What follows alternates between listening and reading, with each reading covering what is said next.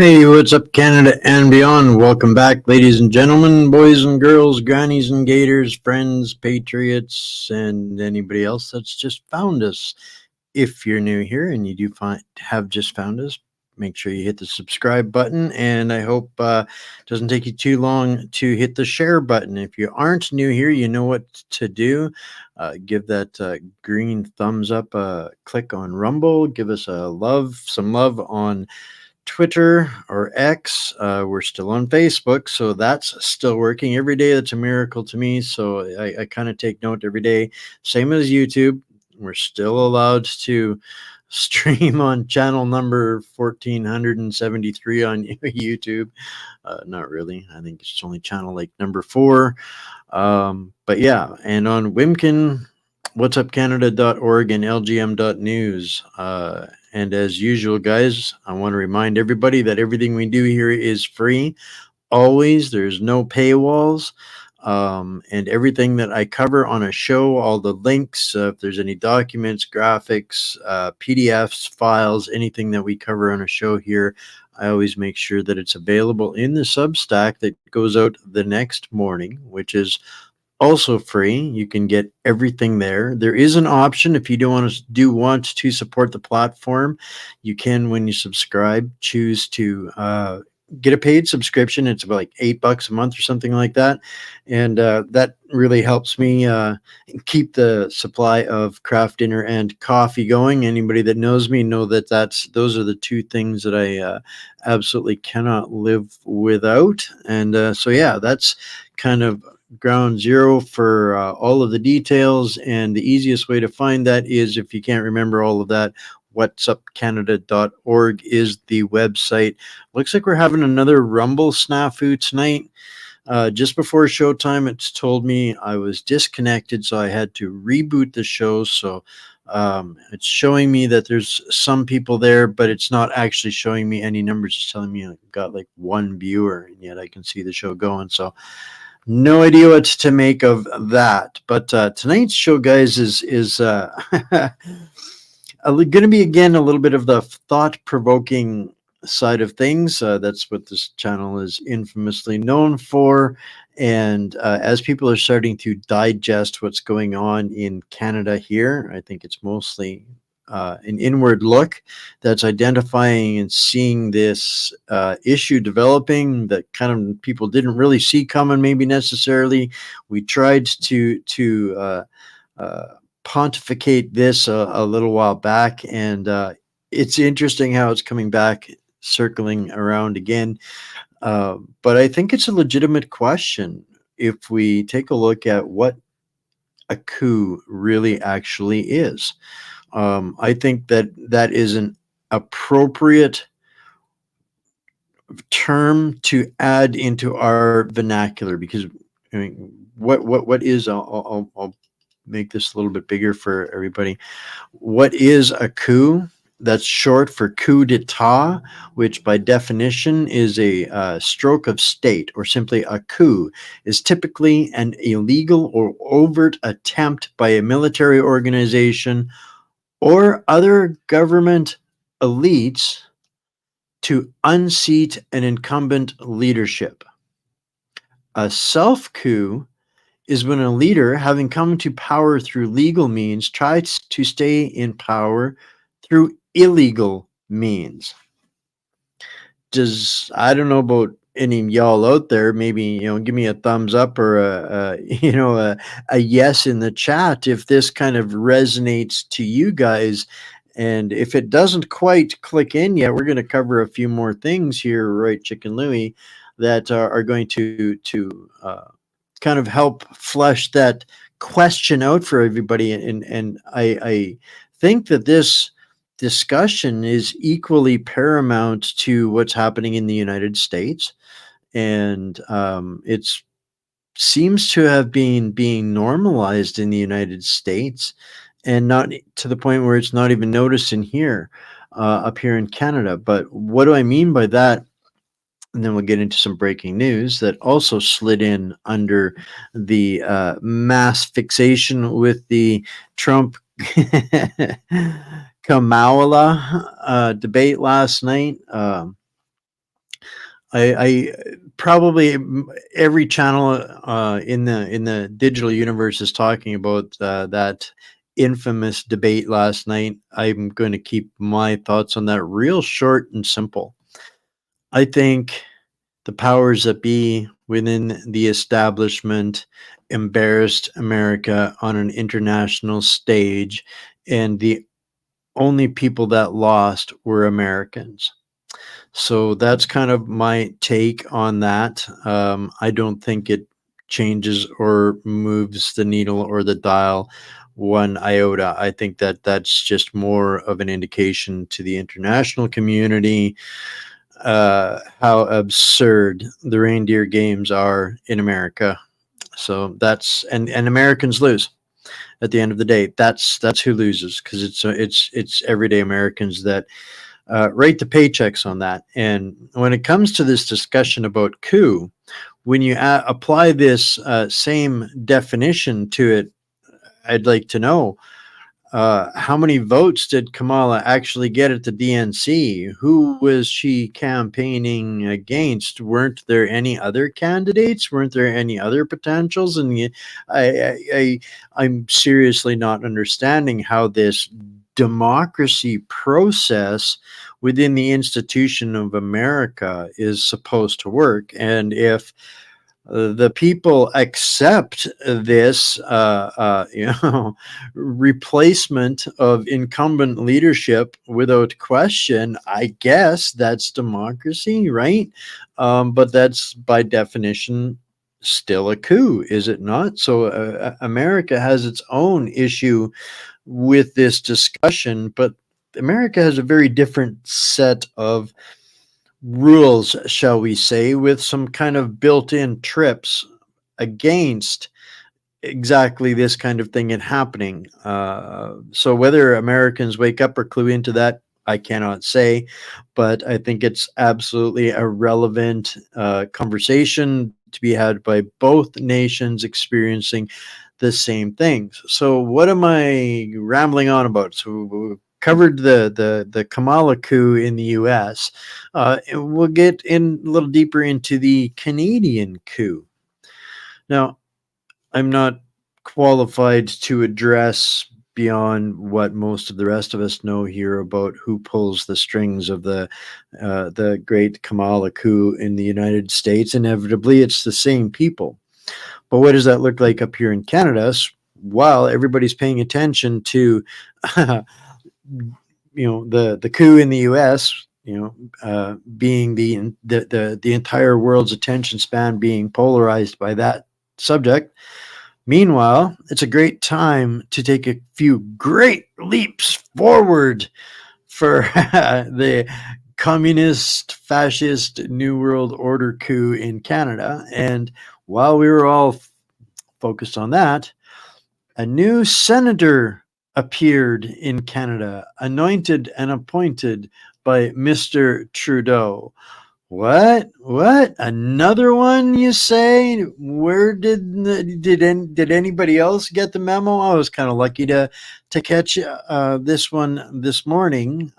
This happened yesterday, where the Prime Minister Justin Trudeau announced yesterday that Governor General, Her Excellency, the Right Honourable Mary Simon, appointed Pierre Moreau as an independent senator to fill a vacancy in the Senate for Quebec. Does this have anything to do with the other party now exerting muscle in this extortion of the Liberal Party to stay in party, the Bloc Québécois? Gee, this guy is now saddled with the Bloc Québécois, or shall I say, or the people in Quebec are now saddled with Pierre Moreau, is a lawyer specializing in public and administrative law and a former member of the Quebec National Assembly with 40 years of legal and political experience.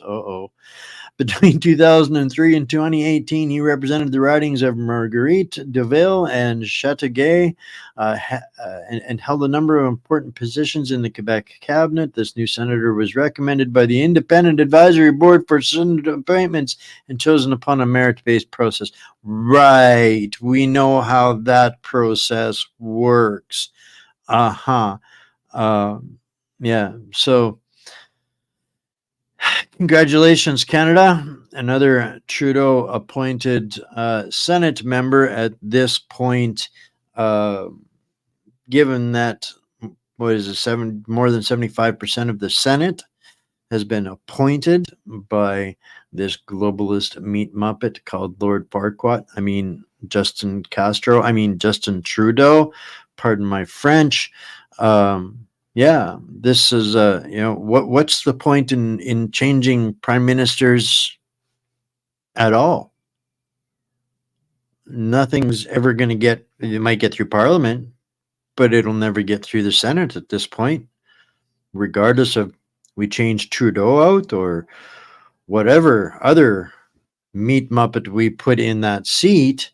At this point, it's a moot discussion. They might as well dissolve Parliament or dissolve elections, dissolve the entire process, because the people are going to have absolutely no representation, and the Senate will ultimately get to decide. How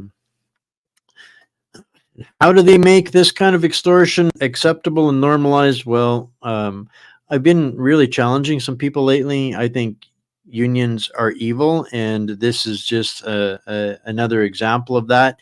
The PSAC union wants federal workers to boycott downtown Ottawa businesses, so starve out the individuals, the middle class, the people that fed everybody while they were taking holidays and collecting COVID bucks and getting their extortion money, and now sitting at home 3 days a week, or whining because they have to go in 3 days a week to work. They want to boycott and destroy the middle class a little bit more, right? A little bit more suffering is good for everybody, right? Yeah. So one of the interesting side notes of yesterday's election was it's interesting the things that people get absolutely into the weeds on. And out of that election was election debate last night. One of the big things was what's going on in Springfield. Is it real? And interestingly, never fact checked Kamala even once, but they absolutely embarrassed themselves by attempting to fact check something Donald Trump said about these millions of people. And so a little bit of context on the story, if you haven't heard it already. A community of 40,000 people had basically 20,000 Haitians dumped in their community overnight, and now, like we have in Canada, people using our beaches as bathrooms, as toilets for dumping in. We have some cultural conflicts, and the people in Haiti that are from Haiti that are apparently landed in Springfield have a cultural acceptance of eating everybody else's pets and saying it's not happening.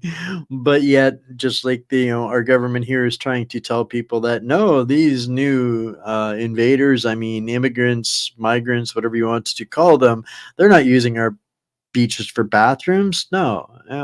Wait till they're eating your neighborhood pets too, because if you try to tell the news or the world about it, you'll get the knock knock treatment at your door here, just like the people that were exposing people using the beaches as bathrooms, and now pets being eaten. It's on video, even multiple cases of it. They've been talking to residents, so it's absurd, that's it's subjects like that even have to be brought up. It's the fact that something like that is something so disgraceful has been allowed to happen, to force a subject matter like that into what should be one of the most exalted stages of communication to a nation is incredibly disturbing, if you ask me, and I don't really even know how to process that. And you know, it's the normalization of it that nothing should. It's all charade. We know what happened in 2020, and everything since then has been a charade, an insult to everybody's intelligence, and the illusion of democracy and freedom and constitutional law and all of these things. These people that have captured our governments. The charade just keeps getting deeper and deeper and deeper and deeper. And when you look underneath the layers of the swamp in these in this, and you start to figure out and connect more of the dots, and you see who pulls the strings behind people like Kamala and Joe, or who they're working for, who their sponsors are. It's the same people that sponsor these kinds of meat muppets. And it's like I talk about, it's not the controllers. We think the politicians control shit. They don't control anything. It's the people behind them that pull their strings that actually control stuff. And so back to, where do I call this a coup in Canada? This guy, Mark Carney, who's basically, well, we'll hear from him here in just a second, got exactly as many votes from the citizens of Canada as what Kamala did to be the next presidential nominee for the Democratic Party. So, democracy where? This guy is a foreign plant. Not only did he just take this job because he is then bound to no political or ethics responsibilities within our establishment, but he's also working for the government of the UK, which he got hired on there about 6 months ago. So this guy is the banker's banker, the the head financier for the WEF Fourth Reich, and he's of the same ilk, where he is here to clean up the mess that the young global leaders, I mean young global kids, have been making. They've been their own worst enemies, and I'm talking about all of them combined: Jagmeet Singh, Justin Trudeau, Chrystia Freeland. The list goes on and on and on and on of these corrupted politicians that have infiltrated our government at the behest of Uncle Klaus Schwab. And we already know, because of him, that more than half of the cabinet has been penetrated. Well, even those young, enthusiastic global leaders couldn't organize a fart fest at a bean festival, and they've basically been wrecking everything. Exactly the same thing that was happening in the UK, same thing that happened in New Zealand and Australia.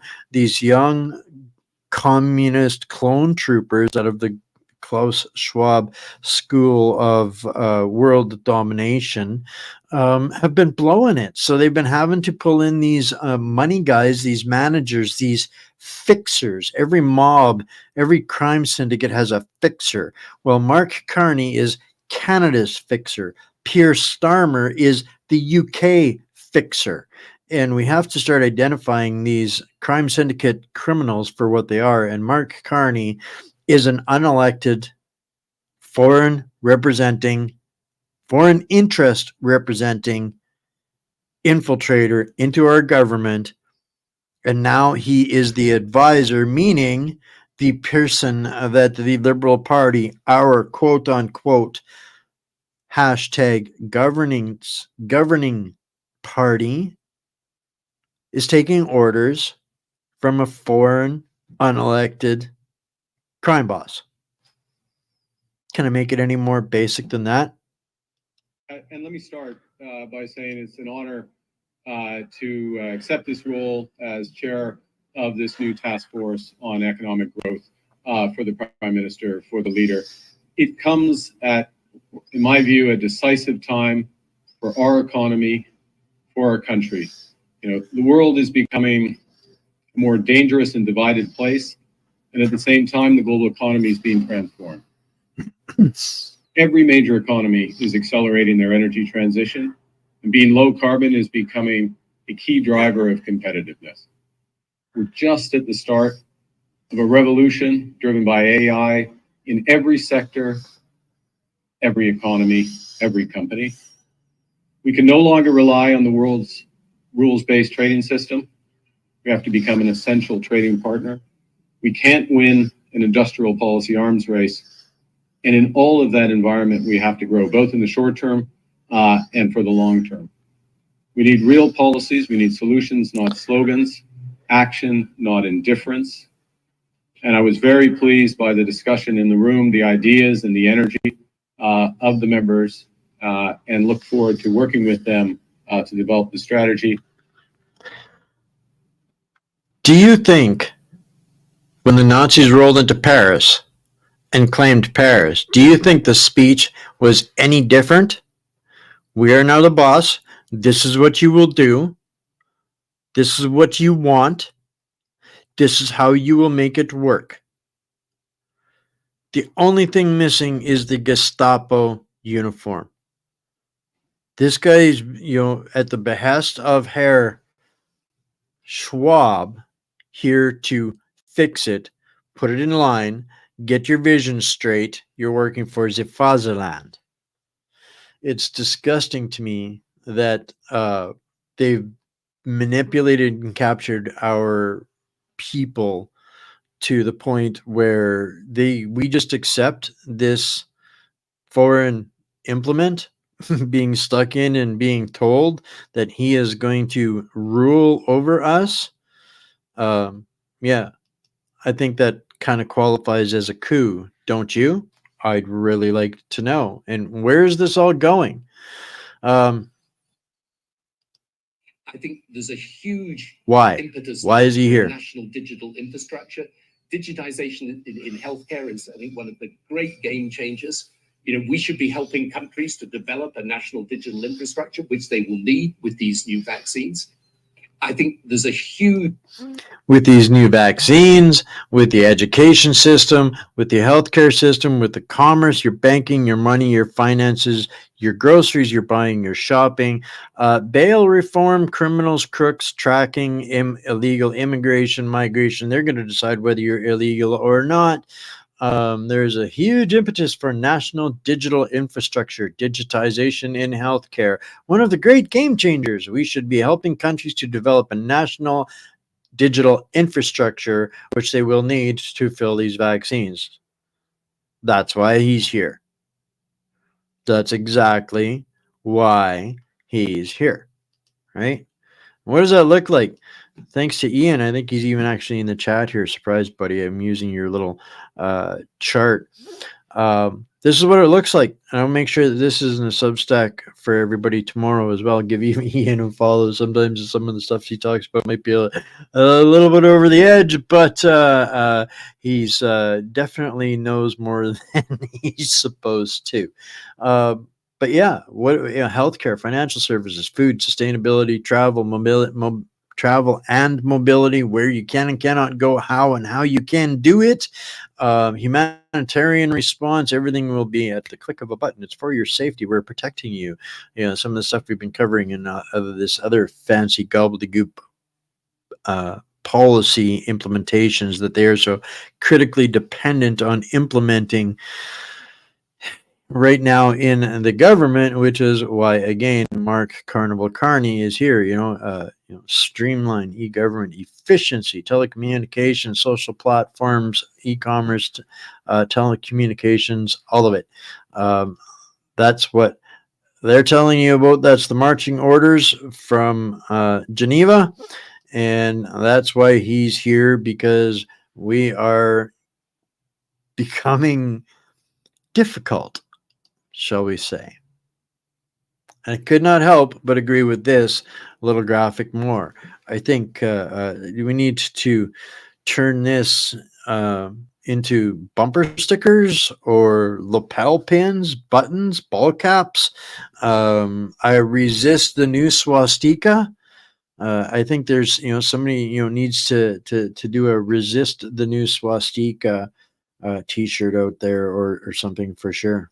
right? And meanwhile, yesterday we saw Melanie Jolie demonstrate one of the most arrogant, entitled dismissals of entitlement and false hierarchy and superiority that I've ever seen demonstrated. When you saw the clip yesterday, Jolie, telling the journalist, "No, I'm talking now, and I am telling you how you will feel and what Canadians want." While her husband is, proven to be complicit in another $45 million scandal. This is a great if it if anybody's looking for a job in the criminal sector, politics is the best paying one out there. And while they keep us running around like going, what the this is their response. I can no longer defend my government and think for a second that they oppose the Nazis. They don't. They love the Nazis. They support the Nazis. They fund the Nazis. And yes, they protect Nazis still and to this day, our government. So some of the individuals and organizations consulted argued against releasing any of the information, warning it would be embarrassing or leads to prosecutions of the alleged war criminals. What an odd thing to say about releasing the names of 900 alleged Nazi war criminals who fled to Canada because it would embarrass the people at the trough. And then we wonder how we get the descendants of Nazi meat muppets like the talking tater tot in positions of control. 900 of them were brought at least, and I'm not even going to dispute this number. I would allege that they missed a zero. Given my own personal research into this, they missed a zero. As of 1999, Poland was still paying out war pensions, soldier pensions to more than 9,000 Nazis in Canada.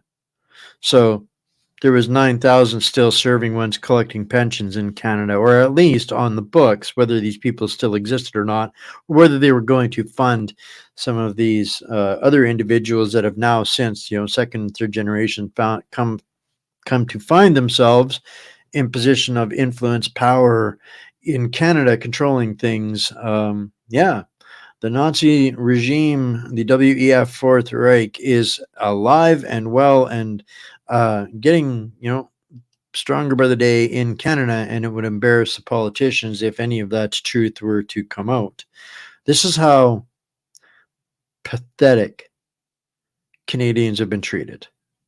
Used, abused, stolen, destroyed, murdered at the hands of the people at the trough.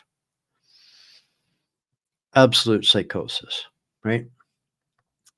Now, this post is kind of a long thread. I'm not going to get into it, but this is, kind of a little bit more of what we all knew. The UN wants more control over global affairs, and the Pact for the Future, which is scheduled to be adopted during the Summit of the Future that will be held on September 22nd and 23rd, will go a long way toward making it a reality. Hardly anyone is talking about the Summit of the Future, enormous decisions that could dramatically affect the future of everyone on the planet are about to be made. According to the official UN website, the idea for the Summit of the Future was conceived at the height of the COVID-19 pandemic. This is the booster party, the support party, the make sure it happens in your country party, the ones that the party that the Canadian representative will be there cheering on. Yes, Bill C-293 is in the Senate. We're pushing it through as fast as we can. We even brought Mark Carney in to help make this happen faster. This is what this Summit of the Future is about. One of the cornerstone pillars of the world domination and control, and the treason again, this treason of these people perpetrating this coup against Canada. So highly recommend people know their enemy and know what's coming. This is right on the horizon. And we're going to be talking, a lot of people are talking about Bill C-293.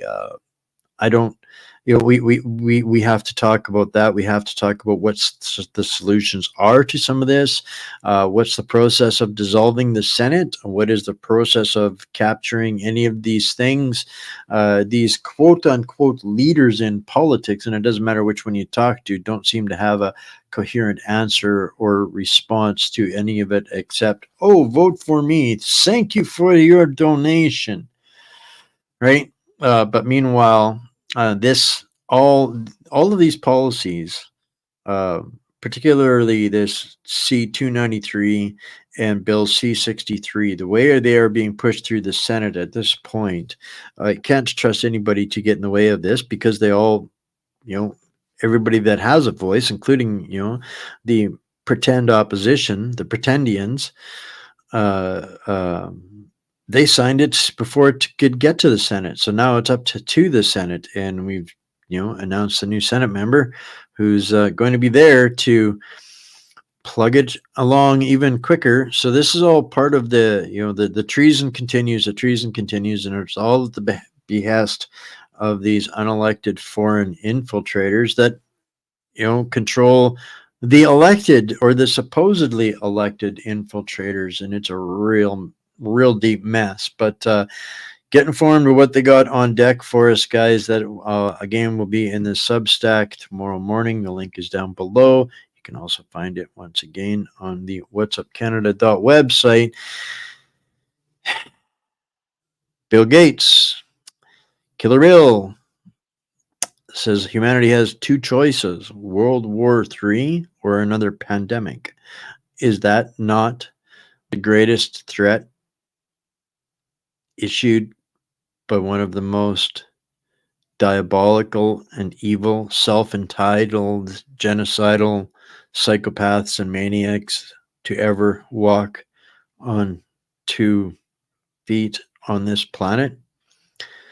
Why? Because his money is making us decide which do we want. And at the end of the day, we don't get a decision. We're going to get both, because that is their plan.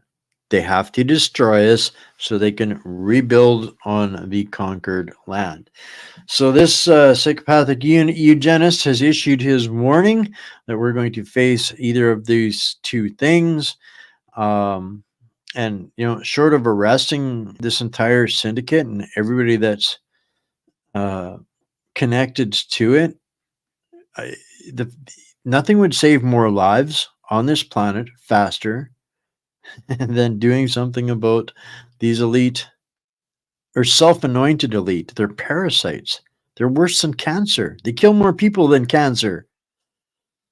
But until we find the appropriate socially accepted cure, it's just another experiment, right? So this is a kind of a really disturbing story. Came to me first by Kevin McKiernan.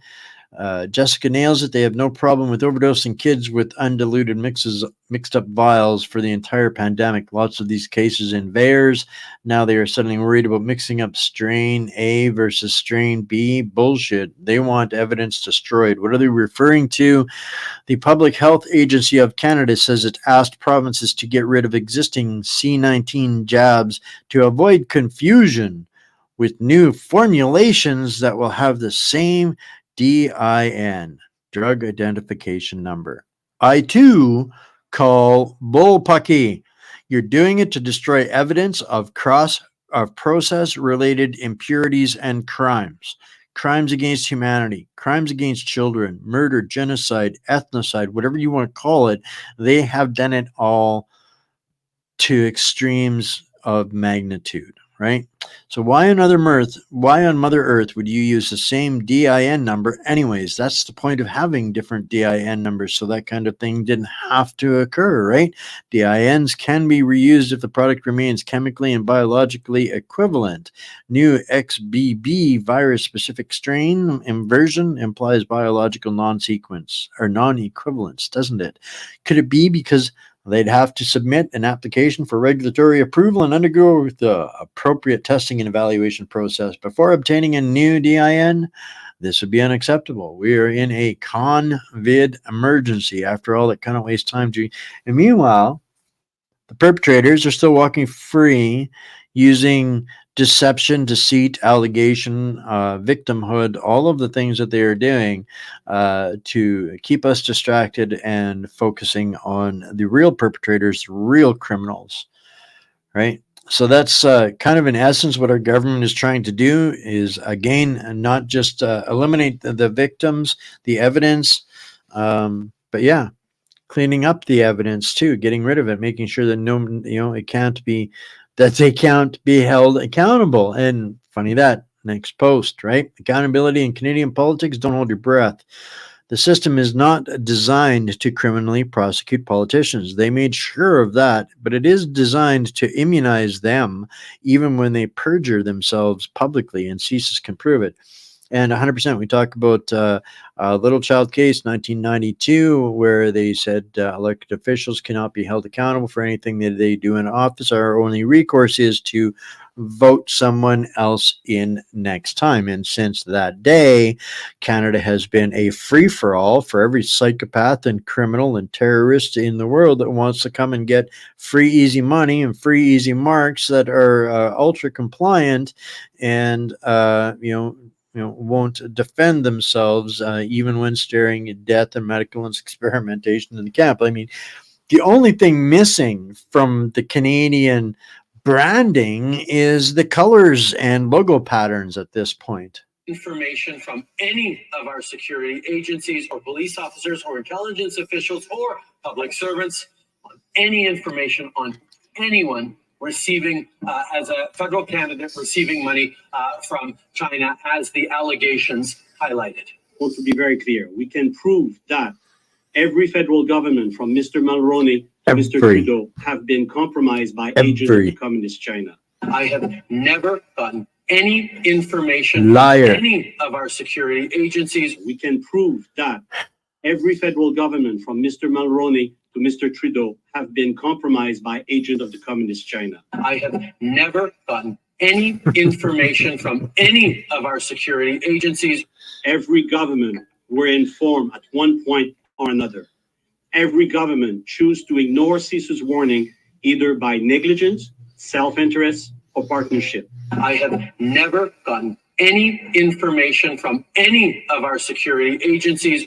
Every government were infiltrated by agents of influence acting on behalf of the Chinese government, and we knew who they were. Every single one of them. So this, again, comes back to my pet peeve that I've been railing on about is everybody's fixated with the 11 compromised. No, it is every single one of them. And by keeping their mouths shut and playing party to the cover up, if we were covering up our neighbor's crime, wouldn't we go to jail as well? Right? I mean, this is, the insanity of what, they expect us to endure.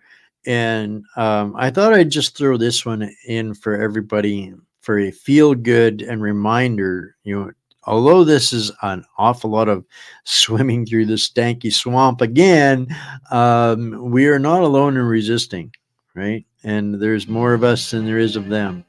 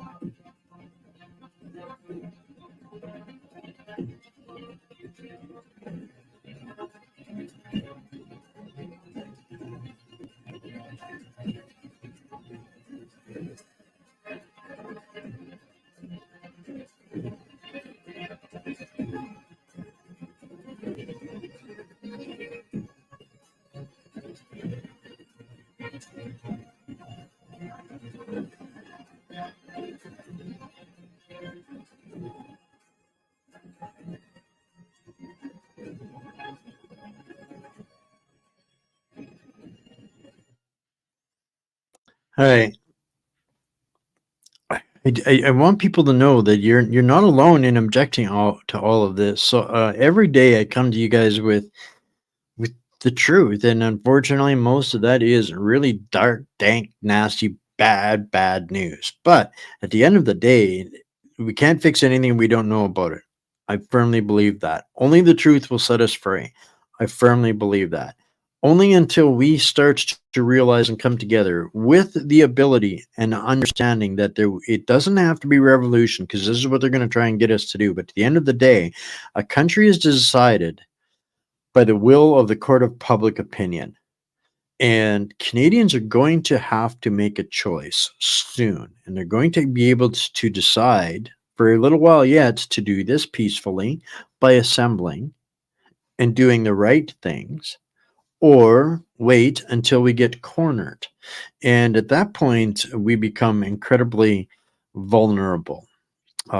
And remembering who we are, where we come from, what we stand for, and why we're doing this is critically important, because there is an awful lot of parasites out there, an awful lot of wild west out there, and an awful lot of people that are going to start getting a real rude awakening real soon. Now, I did see a comment back up here.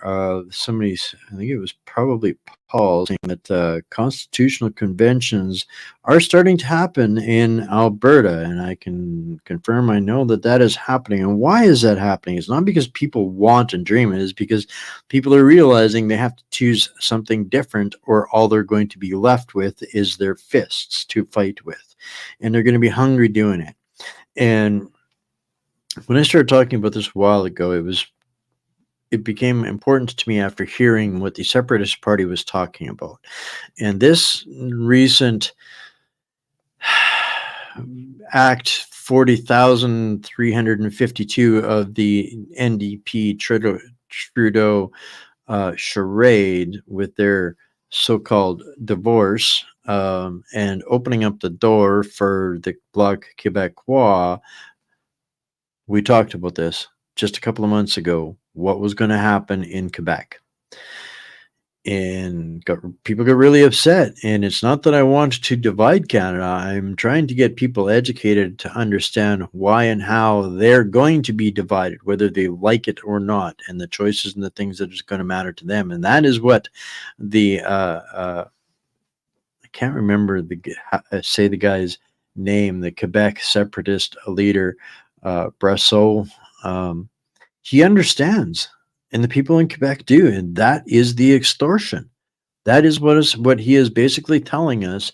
That he was asked today, how does it feel to have all this extra power? And he looks a journalist straight in the face and says, good, and turns around and walks away.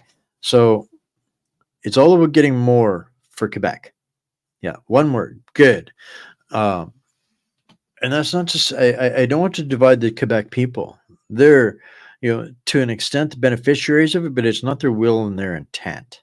But they understand how to profit from the de facto. Now, here's Danielle Smith is getting a rude awakening in this, whether she likes it or not, because she realizes now she's in the crosshairs. And I think now she is starting to understand what is coming at her. And it's not Trudeau that's coming after her. It's not, Green Jesus, Stéphane Jobot that's coming after her. Those guys are child's play for what's coming after her. What is coming after her with this Bloc Québécois power is a threat, an extortion.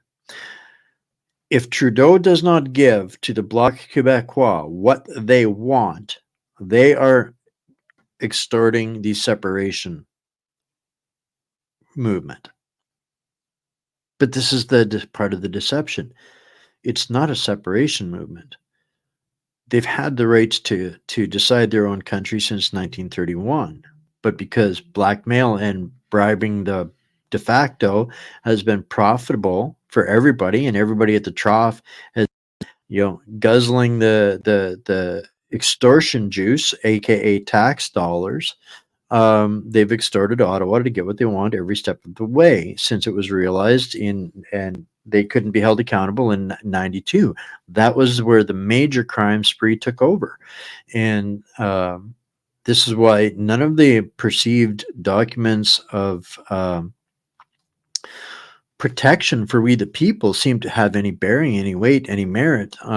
This is what they're showing us every day in the courts, and this is why it's not working. And Quebec knows how to extort the mafia better than the rest of Canada. And this is where Daniel Smith is now going, oh, wait, what? Wait a minute. Now I got to fight Ottawa, the communists, and Quebec. We're not equipped to negotiate or their whims. Well, it's not the way it's going to work, Danielle.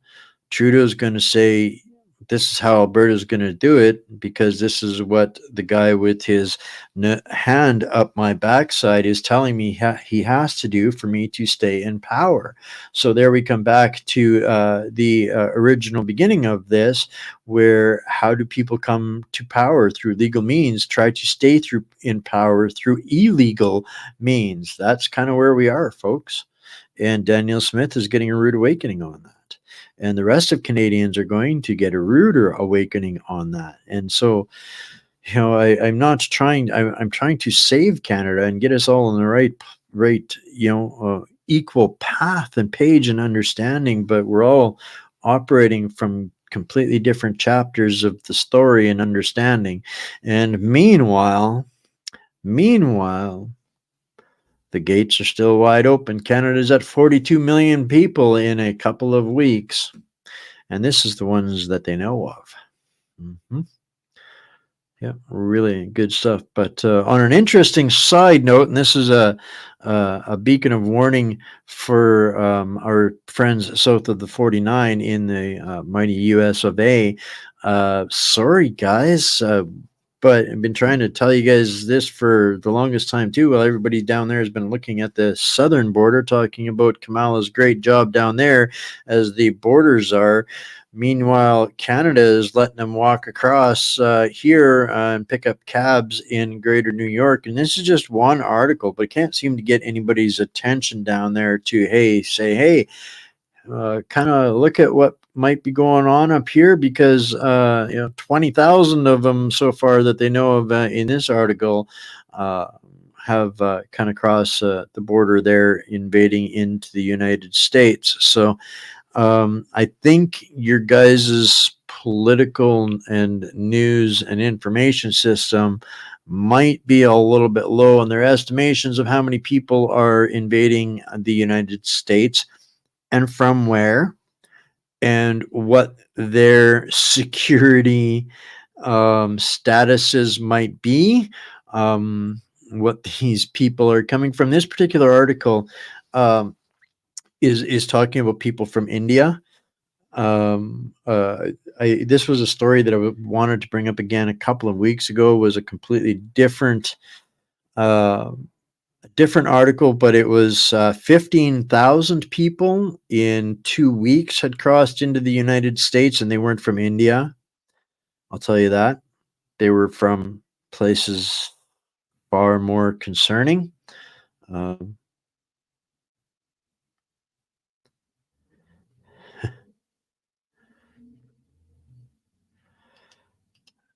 Mevo, I disagree. You don't know how much research I've done, and I hope she does know exactly what's going on. She's made some statements that I can halfways agree with, but she's still got a significant amount of information to absorb and learn when it comes to all of that. And there's others in this is not a new conversation. But I'm glad that people are having the conversation. That's the most important part. And I ask people, because it's a legitimate question, how much suffering is enough?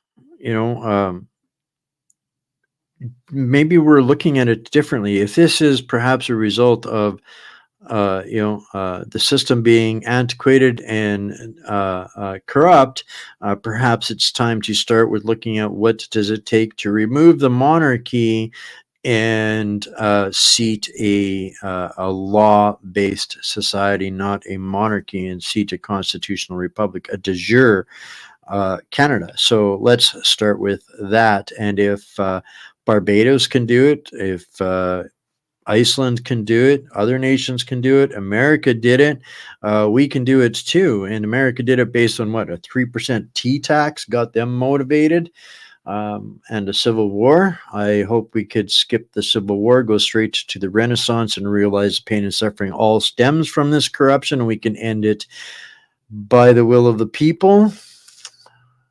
We've got a little bit of extra time here. I'm going to play. No, I'm going to let this one go. We'll keep this one for another night. We'll call that a night, because that's going to go a little bit longer than I wanted to. But yeah. I have a couple of other clips, so we'll probably do a couple of watch parties tomorrow. One of them is the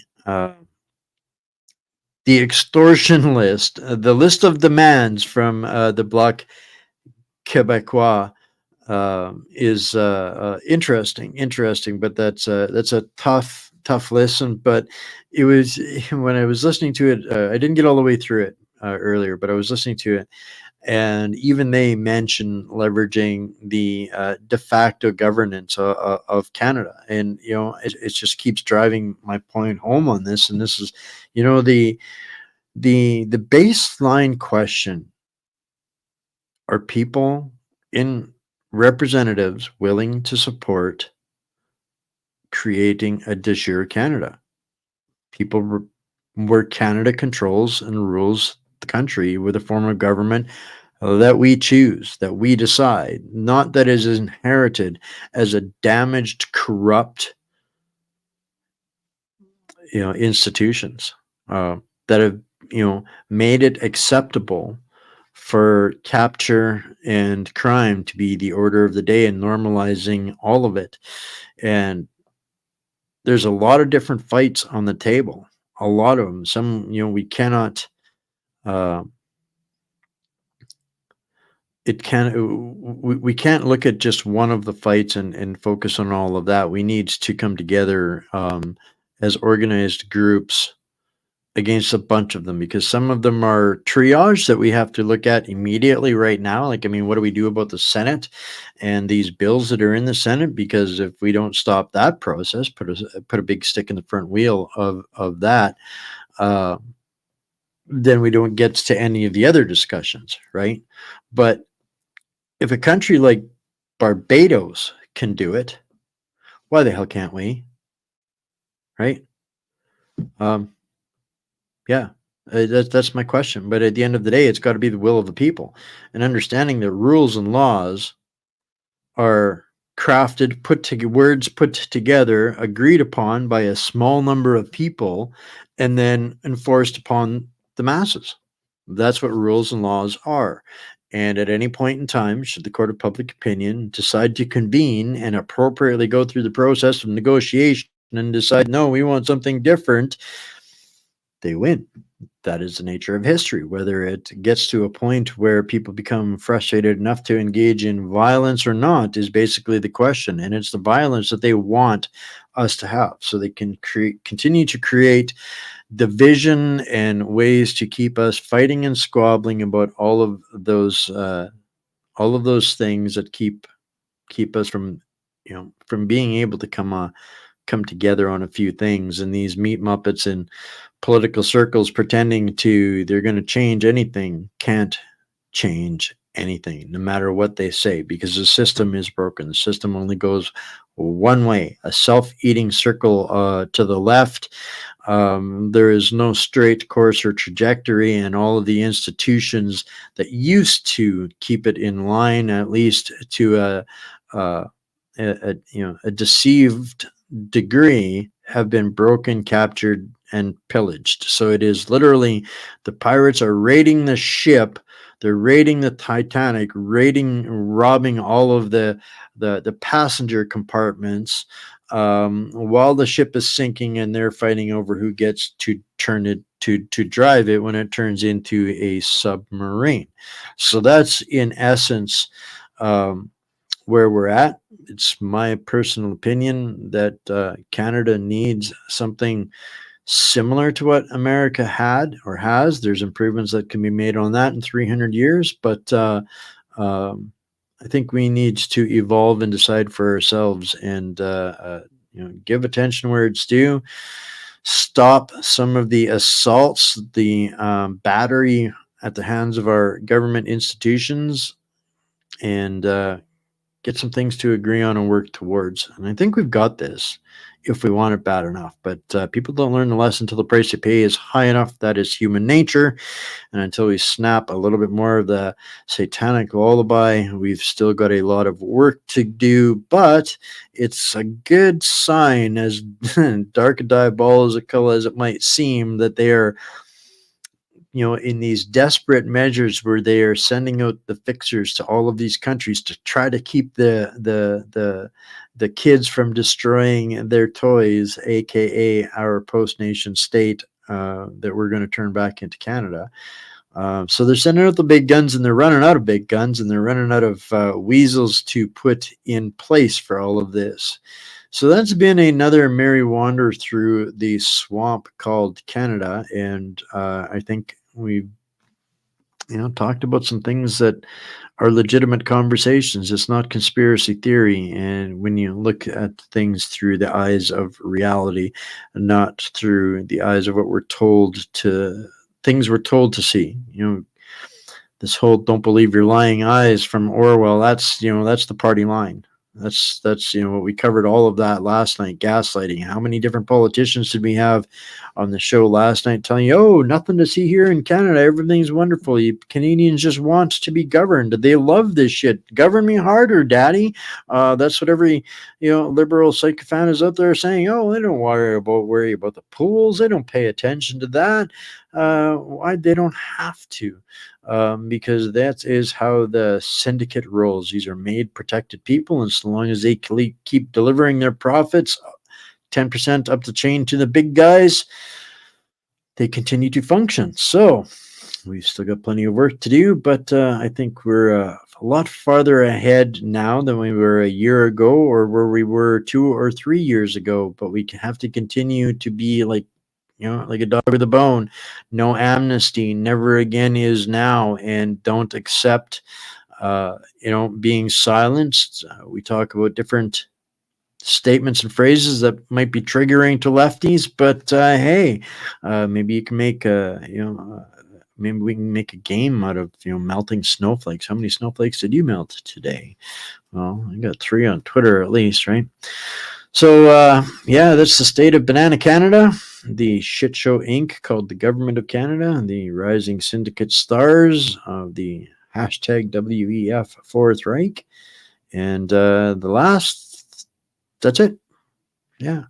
The last thing that we do is every week we talk, and we have a community that takes money away from said sycophants and global psychopaths, the BlackRocks, Vanguards, and State Streets. I love these guys because not only is everything better than I can ever get anywhere else, but I know that the Obamites and the globalists absolutely despise this company. This is one of the companies the global elites hate more than any other, and that's the biggest reason why they're my partner. Besides, I love all of the stuff that I get from there. So if you want to learn more about how to take your money away from the global cabal in a direct from manufacturer to consumer process, connect with these guys. You find them under the Set Me Free button on my website. So I love you all. Stay tuned. I talked to David Creighton today. We're going to have him on the show real soon, and some other updates coming. I'm waiting for the permission to make some announcements to you guys, but some interesting stuff. And these are interesting times. We're in indeed the most interesting time. So I love you guys all, and we'll see you same time, same place tomorrow, like we do every Monday to Friday. All right. And so I almost forgot, Support your favorite journalists, the ones that you trust, the ones that are out there taking the licks, taking the kicks, whoever that might be. If this is the platform that you trust the most and you want to help keep us free for everybody else out there, like I said earlier, nothing ever goes behind a paywall. This only lives by viewer support, community support. We don't get government support. We don't get Russian support. We don't get corporate support. This is a community. We do this together. We are in this together, win, lose, or draw. We either end up free together or we end up in the gulag together. So that's the best way to help me do what I do. And if you have a story or a special interest or anything else, contact at whatsupcanada.org. All right, guys, I love you again, and stay mighty, my fellow friends, patriots, prisoners, and hostages. We'll see you tomorrow.